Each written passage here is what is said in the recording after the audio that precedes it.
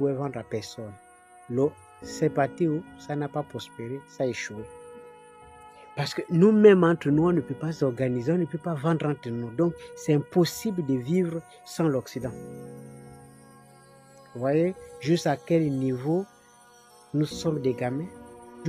Nos soi-disant chefs d'État se retrouvent tous les jours et je ne sais pas quel genre de sujet ils abordent dans leur soi-disant association de l'Union africaine. Ça n'est rien de bon ne sort de là.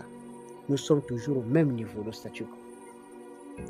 Et c'est le Maroc qui commence à avoir ses propres intérêts partout, qui est en train d'insister pour organiser ce marché-là, pour ses propres intérêts.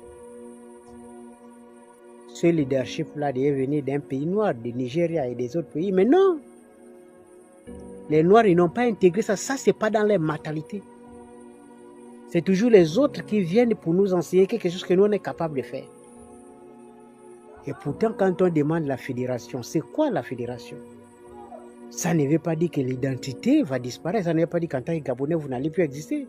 Ça veut simplement dire qu'on essaye de déployer une partie d'énergie pour intégrer une association d'énergie pour devenir puissant. Parce que le combat de demain, c'est le nucléaire. Un pays qui n'a pas le nucléaire ne peut pas décider. On décide pour vous. Si aujourd'hui on a peur de Poutine, on a peur de la Corée du Nord, on a peur des autres pays, c'est parce qu'ils ont la bombe. Et c'est pour cette raison que si on est en fédération, on va monter en puissance. Et nous allons forcément avoir les bombes et tout le reste. Et là, on peut compétir avec les autres. On peut imposer. Mais quand vous demandez avoir un siège avec veto, mais votre veto va dire quoi? Si on décide de malgré votre veto de vous attaquer, vous allez faire quoi? On n'a rien. Au lieu de nous préparer sérieusement, de nous mettre ensemble, de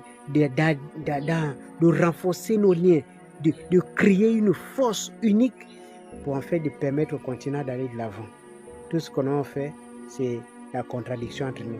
Oh, le Mali ne sont pas prêts. Oh, il ne fallait pas engager comme ça. Oh, il fallait entendre les conditions ne sont pas réunies. C'est toujours le même discours. Depuis 1960, on tient le même discours, juste aujourd'hui. Je pense que ce qui nous arrive, on mérite cela. Mais moi, la question qui me vient à l'esprit, c'est de savoir, est-ce que ça touche même nos dirigeants? Quand on chasse les Noirs, par exemple, en Tunisie, est-ce que ça les touche? Je ne pense pas. Je ne pense pas que ça les embête. Peut-être qu'ils se disent, bon, écoute,